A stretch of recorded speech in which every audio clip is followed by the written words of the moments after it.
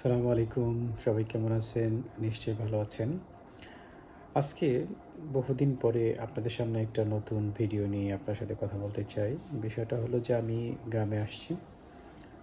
গ্রামের মানুষের কাছ থেকে কী ধরনের শিক্ষা পাওয়া যায় এবং কোন বিষয়গুলো শিক্ষা পাওয়া যায়, এখান থেকে লার্নিংসটা কী? লাইফের নতুন মোড়ে, নতুন টার্নিংয়ে সেই বিষয়টা আপনাদের সাথে শেয়ার করতে চাই। আমার নিজের লার্নিংসই আপনাদের সাথে শেয়ার করব।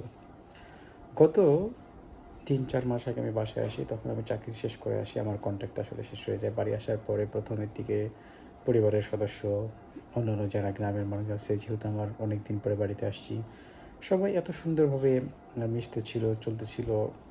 একসাথে ঘুরতেছিলাম, ফিরতেছিলাম, সবার সাথে আড্ডা দিচ্ছিলাম। সবাই খুব ভালোভাবে অ্যাকসেপ্ট করছিল। করে যাচ্ছিল সেই সময়টা খুব সুন্দরভাবে।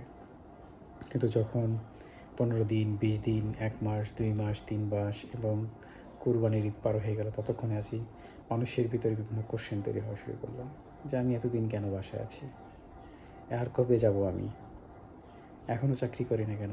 চাকরি করিলে না করলে বাড়িতে বসে বসে থাকলে সংসার চলবে কীভাবে? পরের ভাইয়ের ওপর বসে কতদিন খাবো? তো মানুষের ভিতরে এই ধরনের কোশ্চেন যখন তৈরি হলো, বারবার ১ জন ২ জন বললে তো এটা খারাপ লাগেই। মানুষ তো জানে না যে আমি আমার জায়গা থেকে ট্রাই করছি। যথেষ্ট চেষ্টা করতেছি, সর্বোচ্চভাবে ট্রাই করতেছি। সেটা আমার জায়গা থেকে আমার যতটুকু করা দরকার। কিন্তু বর্তমান প্রেক্ষাপটে চাকরির মার্কেটে চাকরি একটা পাওয়াও যেমন কঠিন, নতুন একটা চাকরি পাওয়াটা হচ্ছে এত সহজ নয়। তো এই জায়গাটা থেকে যদি আমি ভালো কিছু করতে চাই, ভালো একটা কাজ করতে চাই, তাহলে কিন্তু আমাকে ভালো একটা চাকরি ম্যানেজ করা এত সহজ নয়। তো আমি চেষ্টা করছি, হয়তো সেটা হয়তো তারা জানে না, দেখে না। তো আসলে সময়ের সাথে সাথে যেই মানুষগুলো আমার কাছে সবসময় চাইতো বা আমার কাছে কোনো কিছুর জন্য চাওয়ার জন্য আসতো এবং কোনো জিনিস প্রয়োজনে আসতো যখন আমি কাজ করতাম, তারাও কিন্তু উল্টা কথা বলছে, পাচ্ছে না বলে। তো মানুষের চেহারা গ্রামে আসলে অনেক ধরনের মানুষ আছে। আসলে আগে চিন্তা করতাম যে শহরের মানুষ হয়তো এইভাবে চিন্তা করে, গ্রামের মানুষ চিন্তা করে না।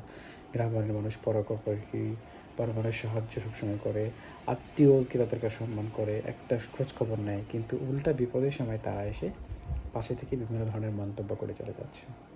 তো এটা কিন্তু আমার একটা জীবনের বড় একটা লার্নিংস। এই গত কিছুদিনের মধ্যে আমি যেটা শিখতেছি সবার কাছ থেকে। তো এই লার্নিংস আমার সারা জীবন কাজে লাগবে। নিশ্চয়ই আপনাদেরকে বলব, যারা আপনারা চাকরি করেন, কাজ করেন বিভিন্ন জায়গায়, জানেন যে আপনার কাজটা শেষ হয়ে যেতে পারে ২-৪ মাস, ৫ মাস পরে বা ৬ মাস পরে। ততদিনে কিন্তু আপনার সেভিংস করে রাখতে পারেন। অ্যাটলিস্ট আগামী ৬-৭ মাস যেন আপনাকে চলার ব্যবস্থা থাকে, ১ বছর চলার ব্যবস্থা থাকে, পরবর্তী কোনো ব্যবস্থা হওয়ার আগ পর্যন্ত।